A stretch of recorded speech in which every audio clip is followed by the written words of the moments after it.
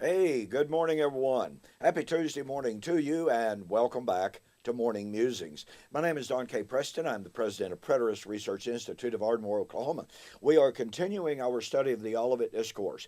We have been focused for a good bit on the parable of the absent master in Matthew chapter 25, 14 and following, about a man who was going to go on a long journey into a far country. And he gathered his servants around him, and he dispensed to them talents, goods, etc., and went away.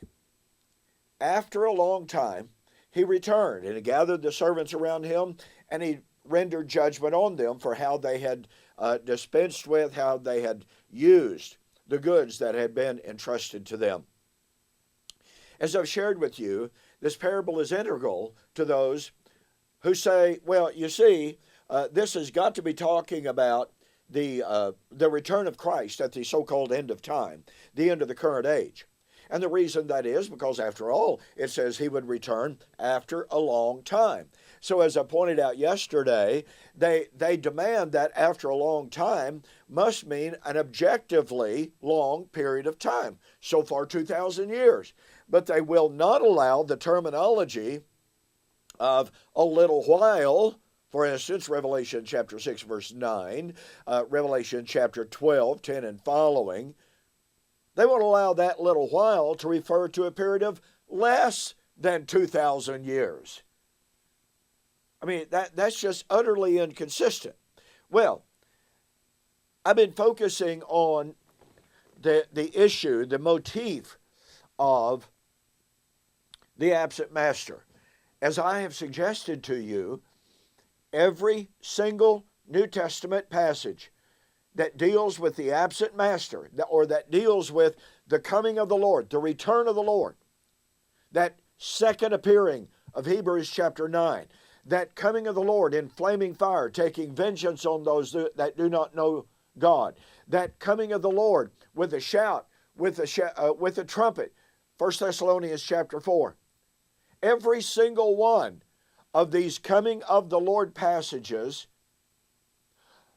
are based upon, have as their background, the absent master motif found in Jesus' parables. Yesterday, we began an examination of what I consider to be, if not the most important, certainly it just ranks right up there. I mean, because it gives us background information, it gives us contextual information for positing the motif of the absent master within an absolute given framework and a time context, and that was in AD 70.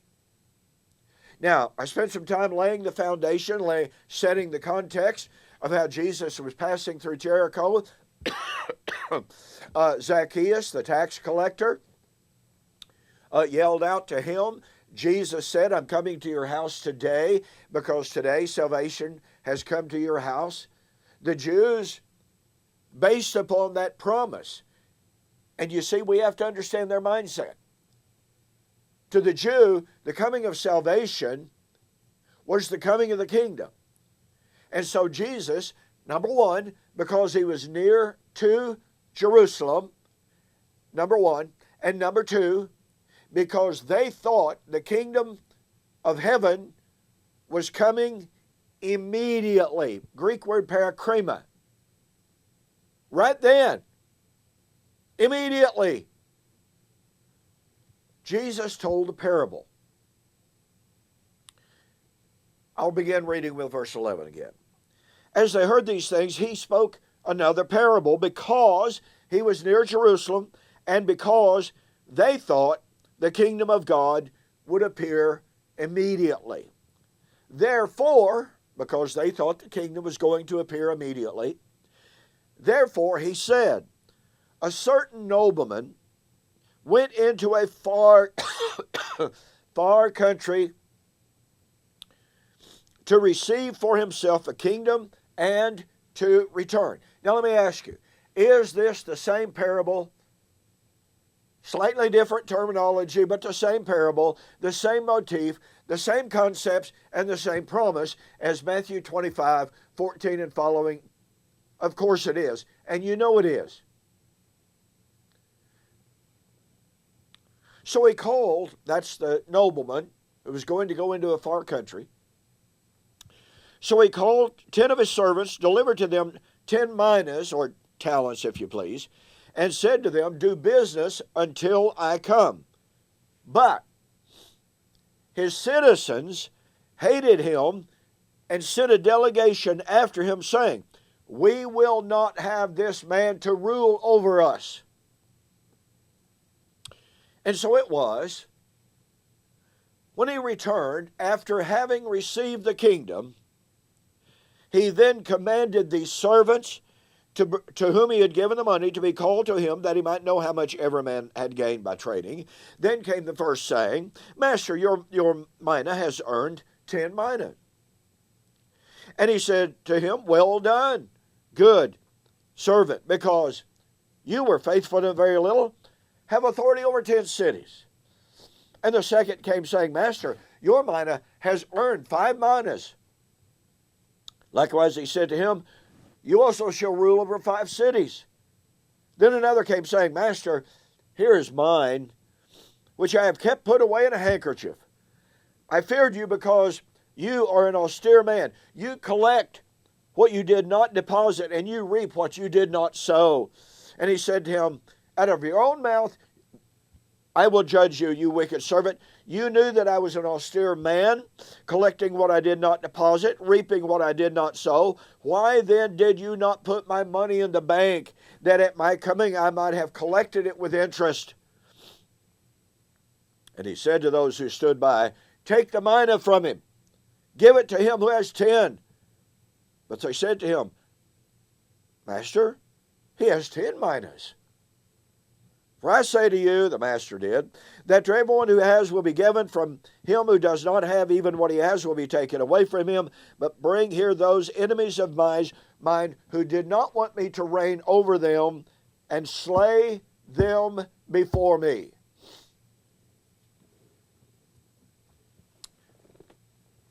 I don't know of a more important parable, as I stated, for properly understanding the absent master motif.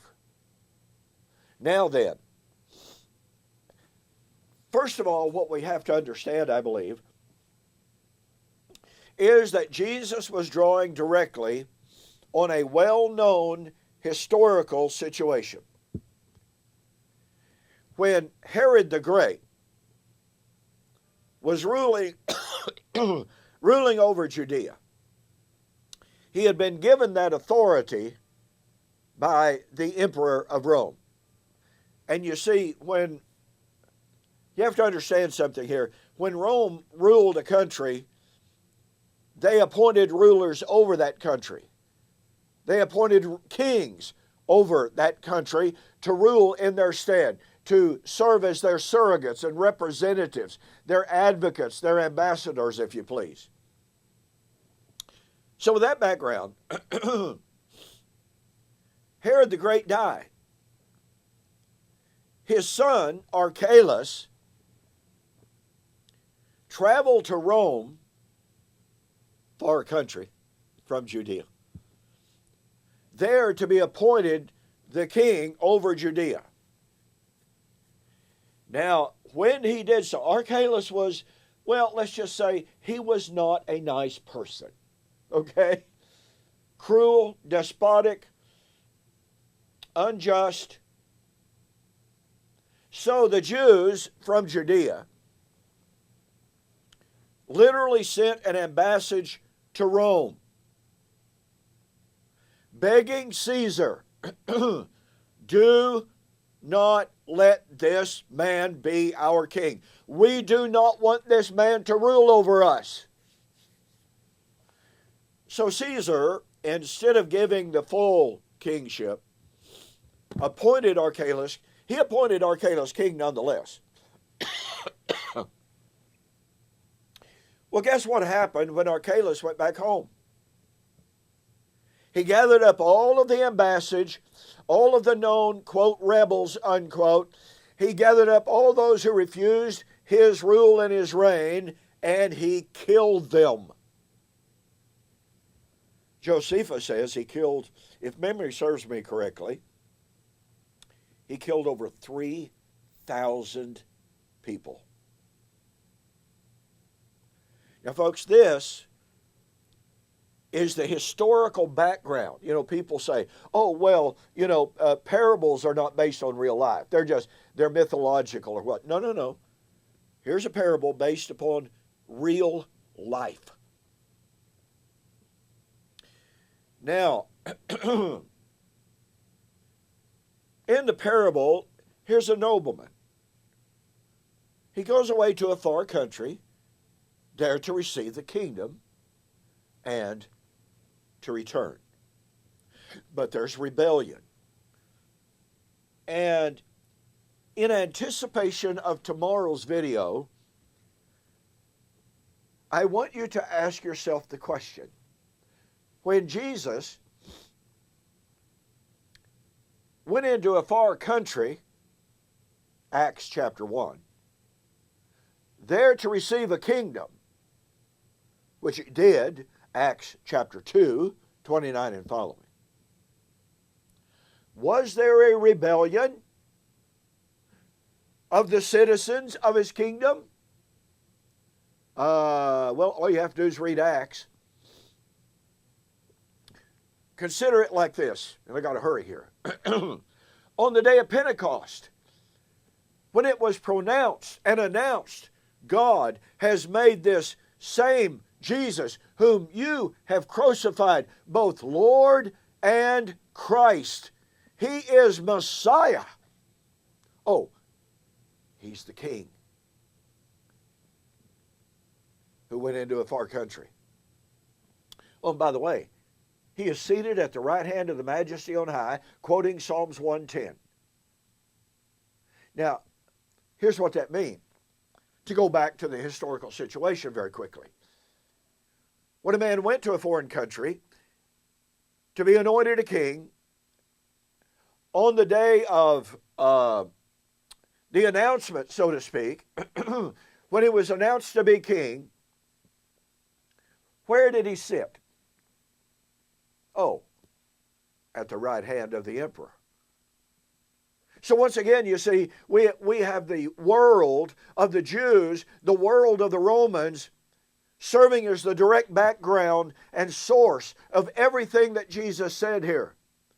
And of what Peter said in Acts chapter 2 about Christ being seated at the right hand of the throne in the heavens, being declared to be Lord and Christ. Folks, this is all it's not only incarnation, this is coronation language. So on the day of Pentecost, 3,000 souls were obedient to the gospel of Christ. And that sounds magnificent, and it was. But consider this. That temple would hold a quarter, are you listening? Pardon me. 250,000 people. This was the day of Pentecost when that temple would have been packed. So 3,000 is a big number, but what percentage of 250,000 people is it? It's less than 1% of 1%. And from that point forward, and when we read Paul in Romans chapter 10 about the Jews everywhere in the synagogues refusing to acknowledge Jesus as their king. And we come to Acts chapter 13. There, Paul preached to the Jews. They would not receive Jesus as their king. And Paul says, beware, you scoffers, lest that come upon you which is written. And he quotes from Habakkuk chapter 2. Habakkuk chapter 2 was the proclamation of the imminent judgment of Jerusalem at the hands of the Babylonians when the Chaldeans destroyed Jerusalem in 586 BC. Here is Paul warning the Jews of his day, if they reject Jesus, we won't have this man to rule over us. Then what happened in the days of Habakkuk would happen to them as well. And we got more on that from Acts chapter 3 on the flip side. So I'll see you there.